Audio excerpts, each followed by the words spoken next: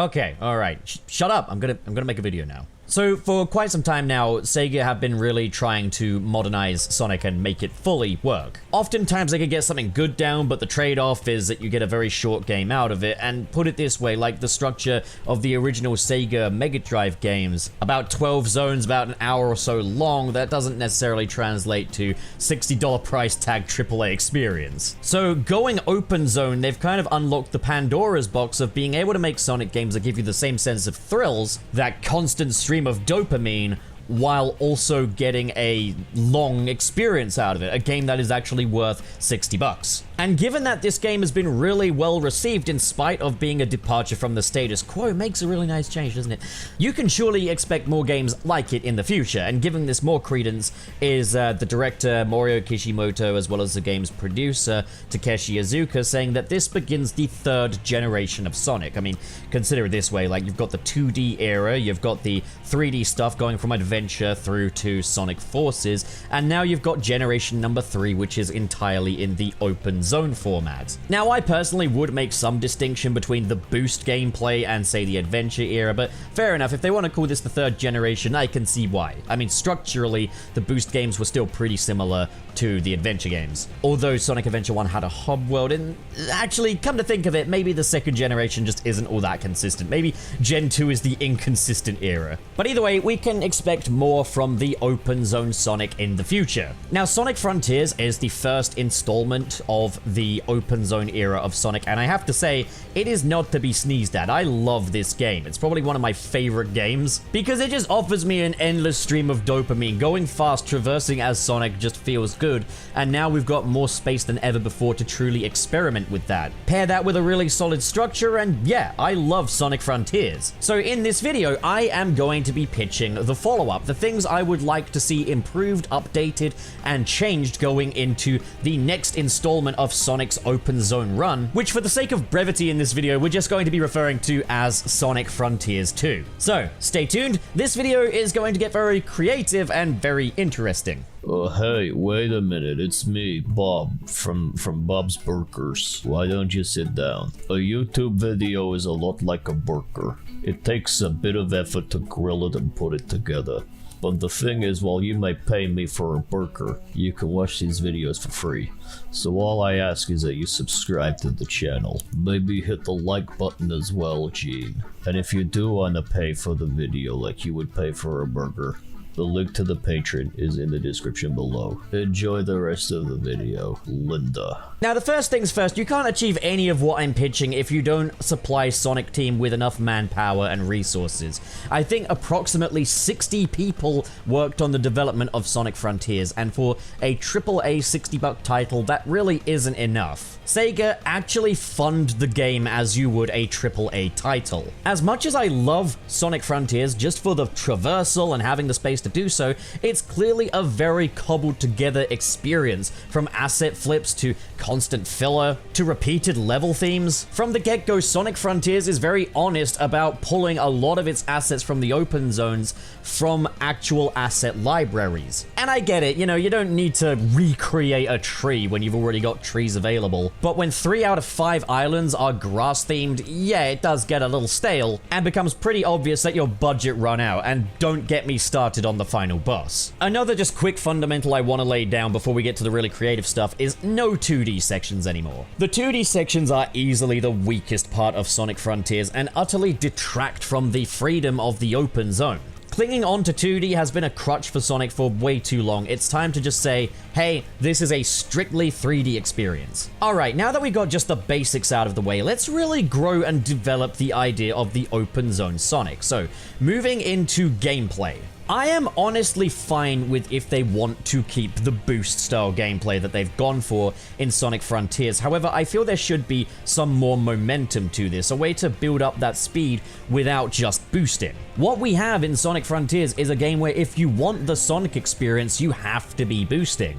So I would say introduce more momentum into Sonic's non-boosting state. A great demonstration of this is Tracker's physics mod for Sonic Frontiers. It allows him to build up speed gradually to an almost boost speed without actually boosting, and that gradual buildup of speed feels really good to do. However, Sonic Frontiers director Mario Kishimoto has come out and said that he would like to explore more things like rolling and the spin dash akin to the Sonic Adventure series instead of the boost. And if that's something they want to do, they need to really get the physics down this time, because there is rolling and there is a drop dash in Sonic Frontiers, but the physics just aren't quite there. Honestly, if they want to keep boost around, that's fine. If they want to go for something more adventure style, something more strictly momentum based, that could also be really, really cool. But I'm fine with either of these gameplay styles on the proviso that we do see a little bit more momentum introduced in there. If you're going to do a boost style game, I'd like to just see a bit more utilization of momentum in Sonic's non-boosting state. The next thing that would shape the gameplay in some way is I would like them to bring back the item boxes, including the elemental shields. So for example, you could have a regular shield which just grants Sonic one hit without losing any rings, but then we could reintroduce the bubble shield, which would allow Sonic to bounce instead of stomping, much like in Sonic Adventure 2. This would also allow him to breathe infinitely underwater without the timer. But another observation that people made with the very scarce underwater sections in Sonic Frontiers is that Sonic is no longer able to run on top of the water surface. I would like to make that a feature of the bubble shield. Make it so that once he's got this shield equipped, if he's running at top speed, he could rise to the top of the water and run on it. Then there'd be the electric shield, which would make a larger magnetic field for the rings to attract to Sonic. As it stands right now, when Sonic boosts, yes, the rings do magnetize to him. Maybe make it so he doesn't have to be moving at any kind of speed for the rings to attract to him, and make that magnetic field a little larger. Also make a triple jump available, much like the double jump that he had with the electric shields in Sonic 3 and Knuckles. This would also protect Sonic from electrical elements in the level design. And then we'd have the flame shield, which I don't think you can really pull off quite as well because the air dash is already something Sonic has in his arsenal, so I guess you just have this shield protect against fire elements. You could also make it so that if we do go for the boost style gameplay, the flame shield would restore the boost's offensive capabilities like in the previous boosting titles. Sonic Frontiers changed the boost so that it could no longer protect Sonic from enemies and destroy them. I think that was a good move. But in this case, make it so that when he's got the flame shield, it acts more like the original boost and can plow through different enemies and obstacles. It's going to be a little tougher to appropriate if you're going for just strictly momentum-based gameplay, although you could say that if you didn't go for the boost gameplay, maybe the flame shield could be the thing that gives Sonic the boost. But then we come to the speed shoes, where if we were to go for strictly momentum-based gameplay, this would give Sonic a much higher acceleration. But if we were to go for the boost gameplay, this could unlock the blue power boost from Sonic Frontiers. This could originally be unlocked through collecting rings, but I say nix that. Make it so that the blue boost is exclusive to the Speed Shoes item boxes. So these item capsules would be found in and around the open zones. The combat would return similar to how it's done in Sonic Frontiers, but now the shields have an impact on enemies, dealing higher damage. I'd also like to introduce a new form of Psyloop. Presumably the Psyloop is just a Sonic Frontiers specific thing. However, what if Sonic could create a small trail of breeze behind him? If he runs around in a circle repeatedly while breeze looping, he could create a small tornado that propels enemies upwards. The shields could also influence what kind of trail Sonic leaves behind and the effect that it has. I'd also say ditch the level up system. The higher you go in terms of combat and defense, the way easier than necessary the game becomes, and I don't think we should need to level up his speed. That should be fundamental. So those are the overall gameplay elements. I'm pretty flexible on whether or not I want a boost or momentum based game, but I'd definitely like to see the elemental shields make a return and have an impact on that gameplay. Moving into the actual settings, the open zones, the sceneries, I think we should focus more on immersion. Not stupid stuff like why Sonic has a heads-up display. Literally, that was one of the character side missions in Sonic Frontiers. Just make these environments feel more immersive. Have the platforming elements in the open zone be less divorced from the scenery. more diegetic. So rather than just having rails floating above the scenery, think of how they could be intertwined with the scenery. I would also say more can be done with the ground level elements as well, more slopes and inclines. Sonic Frontiers has hills, and yeah, they can be fun to build your boost speed off of, but something a little more skate park inspired could go a long way. I think we need to depart Sonic Frontiers' natural biomes in favor of something a bit more urban with a bit more diversity as well. I would be willing to accept a smaller number of open zones if we had a bit more diversity within each one. There's tons of space in Sonic Frontiers, open zones, but minimal actual diversity. You go to this end of the island, you get grass. You go to this end of the island, you got grass. Go to this end, grass. You could get by with less open zones if they feel more populated and more purposeful. So first things first, I would say bring back Sonic Unleashed style NPCs. We've ran through the remains of a civilization in Sonic Frontiers, so for the follow-up, let's explore some of Sonic's actual developed civilization. Rather than just chasing one single NPC character around each location like in Sonic Frontiers, we could be directed to a variety of NPCs with different challenges and stories to offer. These could include human characters, but also other fan-favorite Mobians. In terms of those settings, I actually have 3 zones in mind as well. Open zone number 1, the first open zone that springs to my mind would be a city. This would be a great way to show a departure from Sonic Frontiers, an urban environment. But that doesn't mean it should just be buildings and roads. Think more about what would be here in a city, what would be practical, what would be the amenities, parks, shopping districts, skate parks, casino strips. Think of these areas as actual lived-in places and consider the platforming features that could come with that. Imagine you can run from the shopping district over to an overhead railroad, run along the top of a train, and jump off at the casino district where platforming features are more pinball-inspired with bumpers and flippers. Have the mini-games and puzzles be more casino-themed. This is the place for a pinball minigame, not a freaking volcano. You could have a literal skate park where challenges revolve around performing tricks. Maybe Sonic has to outperform the other skaters. Again, don't just think of necessary amenities like buildings, think about things that would bring the residents of this place some pleasure. What made the world building in Sonic Unleashed so good was that we knew who lived here, what they liked to do, what they liked to eat. So give this city a little culture. Maybe the people here like to gamble, maybe they like to skate, who knows? For that second open zone, I say let's get a little risky with open zone number 2. Let's have a water-themed open zone. This could be like a water park or an underground waterway akin to Hydro City Zone from Sonic 3. It could be entirely natural. There are tons of water-themed open zone style challenges to explore beyond just no oxygen lol. You could include interactive water features such as water jets that propel you upwards for complex timing-based platforming. You could have hot springs where Sonic needs to dissipate all of the steam with his speed, or could do breeze loop patterns around the condensation. Buoyancy-based platforming involving platforms that interact with the water physics. These could be inflatables or little boats, and these could sink and rise depending on how Sonic interacts with them. You could have a surfing challenge. A lot of these platforming elements could end with Sonic being propelled out of the water for a chance to breathe, and there could still be a wealth of bubbles beneath the surface, as well as, of course, the bubble shield. And then for open zone number 3, you could have kind of an Eggman and Sage Land. The sky is absolutely not even the limit when it comes to an open zone built by Sonic's arch nemesis, Dr. Eggman. Imagine the sheer madness you could pack into this and how far you could explore the monument to Dr. Eggman's ego.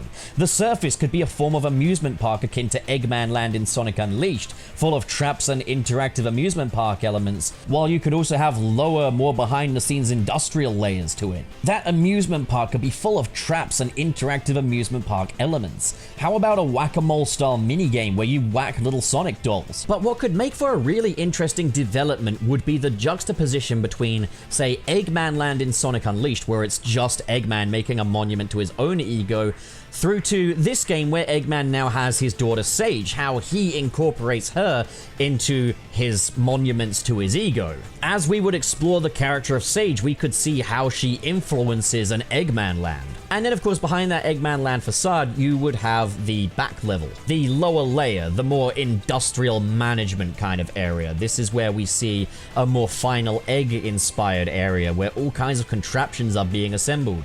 This could be an area where nobody is supposed to be, utterly unfriendly and hostile. We could have robots at work, which once they become aware of your presence, you have to fight. This could be somewhere indoors, somewhere dark and foreboding. And just because this is indoors, that doesn't mean it has to be massively restrictive, because again, you make that environment large. The actual amusement park could be smaller than the city and water zones, but the lower layer compensates for that. It's a zone with more verticality to it. But now I want to think about features within the open zone, different elements. So, each open zone could also have a store that Sonic can go to buy cosmetics with different collectibles. Think the little stores from Super Mario Odyssey. These could include cosmetics consistent across all 3 open zones, but also specific goodies to these zones. So you could buy Sonic Eggman themed t-shirts in open zone number 3, or maybe a wetsuit in open zone number 2, or perhaps skateboarding shoes in open zone number 1. The Eggman memos in Sonic Frontiers were a really good idea and a really great way to flesh out the character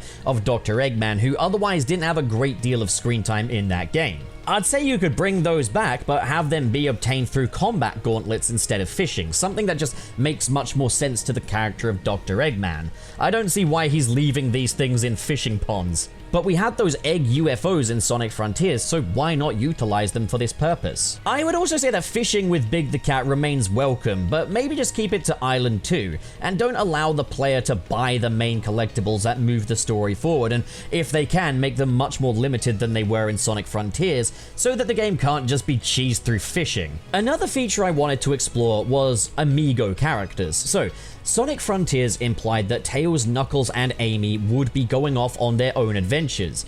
I want to actually stay true to that and have these characters remain separate, so maybe give Sonic a form of mailbox where he can receive mail from Tails, Knuckles, and Amy. These could be video recordings featuring these characters, or on a more expansive note, I think you could use these to offer the player bite-sized mini challenges where they get to play as Tails, Knuckles, or Amy in the situation that they describe in the letter. Think Sonic opens up like a letter and is like, "Dear Sonic, fade to black, now you're playing as Tails in this one little mini stage." These could be completely optional, but a means of telling us what Tails, Knuckles, and Amy are getting up to. A means of still having them feature in this game without having all the characters brought together again, therefore cheapening the departures that we had in Sonic Frontiers. This would mean that these characters' presence is still felt, however, you can still explore them going their separate ways and how they develop from that. They still get their own little stories. Then there's of course the cyberspace element from Sonic Frontiers. These are what I'm just calling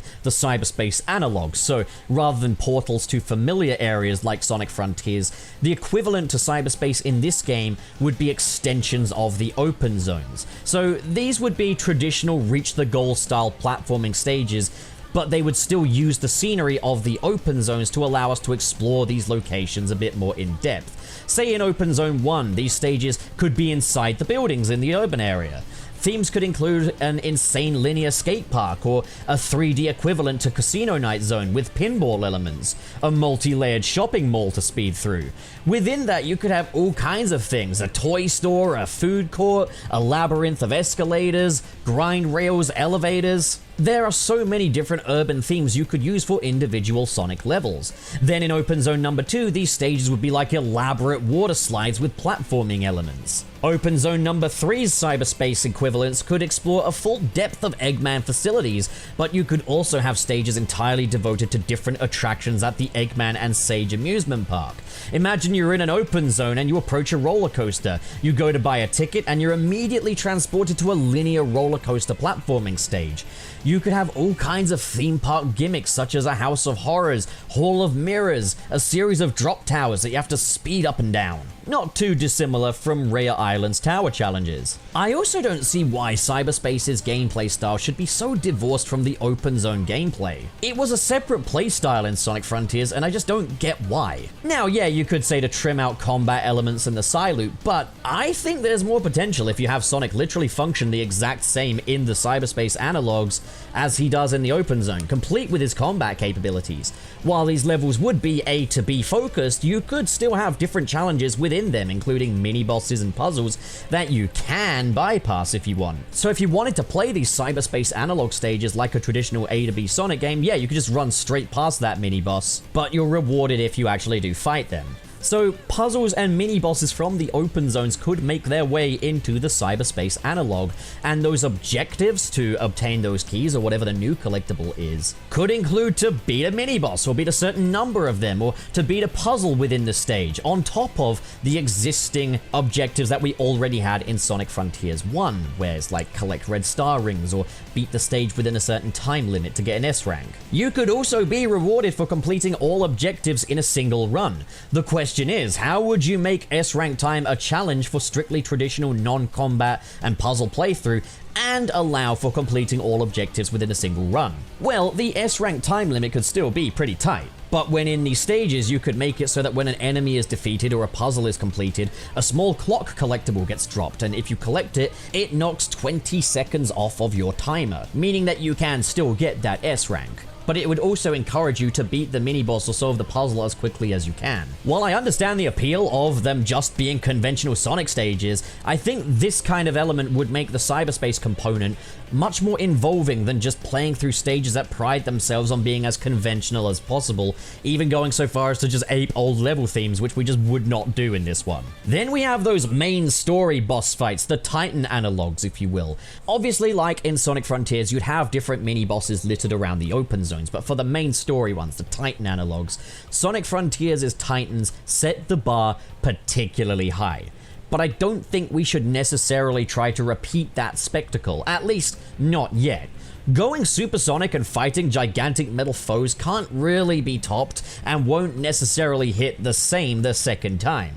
The main story bosses don't have to be supersonic related, but should still be a true stress test with Sonic's combat mechanics, full of spectacle and set-piece moments just like the Titan fights. So one idea I've had is that we could see character bosses make a comeback. Imagine a Sonic versus Shadow or versus Metal Sonic boss fight. That could be really cool with the new combat mechanics, and you could have Metal Sonic be able to mimic your moves. Have Metal Sonic learn your attacks and how to block them, so you have to use different combos. While the Guardian boss analogs in the open zone may be larger-than-life Eggman contraptions, perhaps the main story bosses could be smaller but more skilled combatants that require much sharper skills. Then, of course, for the grand finale, the final boss, you can have those supersonic final boss experiences again, feeling much more akin to the Titan fights from Sonic Frontiers. That way we don't have to end on an Ikaruga minigame. And then, of course, for anything supersonic related, bring back Kellen Quinn and the metalcore tracks. At the same time, though, for non-supersonic fights, what do you have instead? Because I feel like Kellen Quinn is very much like the sound of supersonic at this point. That metalcore feel is a supersonic thing. So for the regular Sonic boss fights, what do? Well, I would say get Crush 40 back in to do the tracks for those. I think Tomoyo Otani has really proved that he's probably one of the most versatile artists that has ever worked on the Sonic series, and I really love what he did with the soundtrack to Sonic Frontiers. However, because these are more urban environments, less, natural sort of graveyard sort of locations like we had in Sonic Frontiers, I think it would be good to hear a bit more of the rock DNA make its way back into Sonic. Maybe collaborate with Jun Sonoi and T-Lopes. Rock music can still work as an atmospheric component. In fact, the audio track right here is from a YouTube channel called Sonic Guitars. This is the Starfall Islands theme, but with a rock accompaniment akin to Jun Sonoi's style. And I think this right here is the difference between music representing the stage and music representing Sonic in the stage. I think the rock music is Sonic's DNA. So for a less somber environment with a less somber story, I say absolutely bring it back. As for the story, I haven't really thought about specifics, but obviously bring back Ian Flynn to write the dialogue. I think getting him to work on Sonic Frontiers was one of the best moves that they had in that game, because, my god, the dialogue going from Pontac and Graf over to Ian Flynn, like, the glow up there is just insane. So Dr. Eggman played a significantly smaller role in Sonic Frontiers than he usually does, and I think this contributed to Sonic Frontiers' identity. It made it very unique in that not once in that game did we ever fight Dr. Eggman. He wasn't the antagonist so much as another character swept up in this mystery. But for the follow-up, I say make him play a larger role once again. He's up to no good again, this time accompanied by Sage. Ian Flynn obviously writes Dr. Eggman really well. I think he's even said that Dr. Eggman is his favorite character to write for, so I think seeing more of Ian Flynn's Eggman would only be a good thing. Now, as for Sage, she was granted her humanity by the ancient Cyberspace before dying in battle against the End. Dr. Eggman has been able to recover her AI. So the question we could ask is, how does this differ from the Sage that we knew in Sonic Frontiers? Does she have a new form? Could we explore an Eggman willing to change her, to manipulate her, yet insists he loves her like a daughter? Ian Flynn has implied that Sage being in the picture might not necessarily be good news for Sonic and pals, as she offers a new motivating factor for Dr. Eggman. Perhaps Sage could be the final boss this time around. We've got this new villainous character that we never got to fight. This could be our opportunity. As mentioned earlier, Sonic Frontiers implied that Tails, Knuckles, and Amy would be going off on their own adventures, so really, let's get a new cast together for this one. Sonic, Tails, Knuckles, and Amy are the OG lineup from the classic games, so why don't we skew a bit more modern this time?